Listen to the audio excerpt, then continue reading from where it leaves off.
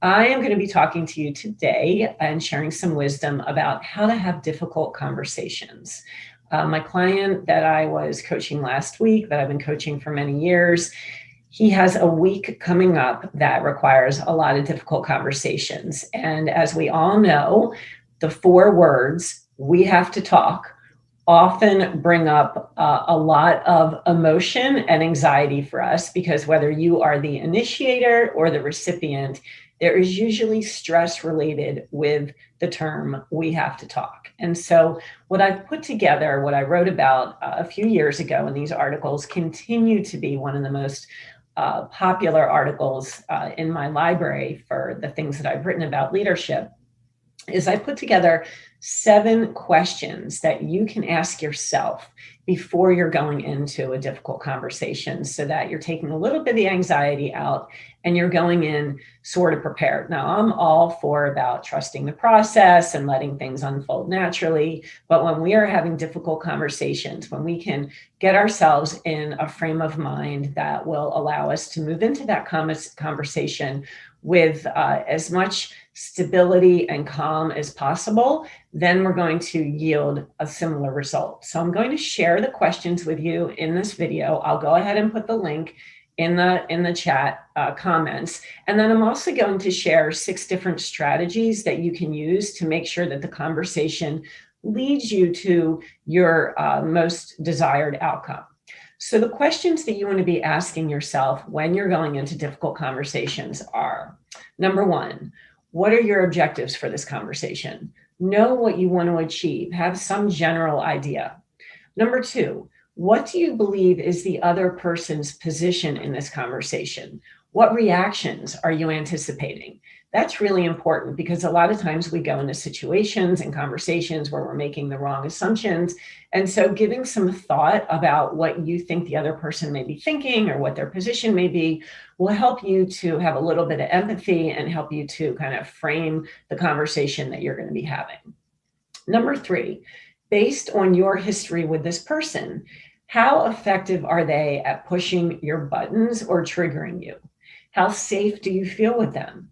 And based on this information, how can you prevent or preempt those triggers so that when you're in the conversation, you're able to remain as calm and as focused as possible? Number 4, how are your feelings about this conversation impacting how you will show up? The mere act of inserting a thermometer into a glass of water to measure the temperature automatically changes that water's temperature. So similarly, your disposition in initiating the conversation will impact how the conversation plays out. So the question is, what is your personal temperature? Number 5, how have you personally contributed to the situation leading up to this point? Have you owned that and have you expressed your role in this to the other person? Whenever there is any type of disagreement or not a meeting of the minds, it's never one-sided. It's always 2 people who are involved where communication has broken down. So understand how you have contributed leading up to this situation. Number 6, can you approach this conversation without blame or ego and focus only on the solution? That's a hard one, but it's something to be thinking about. And number 7, how aware are you of your own body language? Are you projecting a defensive or an offensive message? Being aware of how you're coming across, again, will impact how the conversation goes. So it's a really good idea to schedule these conversations, not rush it. Even if you're having a naturally flowing conversation and something triggers you or something comes up, just take a minute and pause rather than react. Give yourself an opportunity to just let it be and process it. And then you can go back in the future and have a deeper conversation about it. But when we get triggered in a conversation, the best thing that we can do is not to respond. Just settle with it and schedule it for later. So those were the questions. And then I'm going to run down really quickly 6 different things that you can do to elicit the outcome that you want to elicit when you're having a difficult conversation. The first thing is that you want to map out your desired end state. What are your goals for that situation and for the conversation? Know, as I always say, begin with the end in mind. What is it that you want to accomplish? Number 2, Focus on being collaborative rather than being combative. Check yourself before you get on the phone or before you get on a Zoom call. Is your focus on I or is it on we? Are you focused only on being right or are you focusing on creating a mutually beneficial outcome? Do you view the other person as an enemy or someone with whom you're trying to work?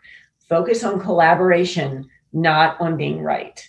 The third thing is to listen, and we can do a whole video about active listening, which I'll probably do in the future, but really focus on, instead of formulating what you want to say, zero in on listening. Number 4, getting back to the questions that I asked, take note of the triggers. Throughout the conversation, pay attention to concepts or phrases that you feel trigger an emotional response in you. We all have them. And rather than responding, just make that mental note so that when the call is over, you can learn how to uncover any patterns.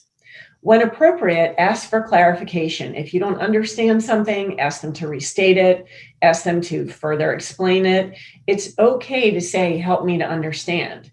Really important to make sure that you are hearing the message that the person is saying.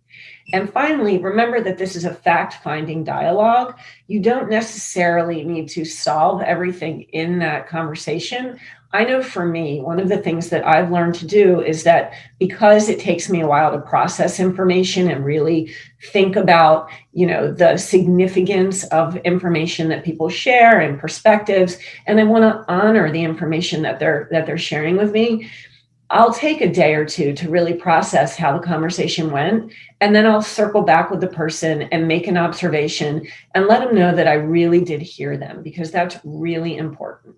So having difficult conversations is just as much of a science as it is an art, but it's something that we can always do better. And I'm hoping that these techniques and these tips and these questions have equipped you with how to have your difficult conversations. We all have to have them.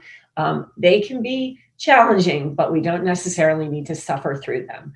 So I'll put the links in the comments. I hope this was helpful for you today, and I hope you're having a great Monday, staying warm. Remember, every day is a day closer to spring, and if there's anything that I can do to help you, just let me know. Have a great day, everybody.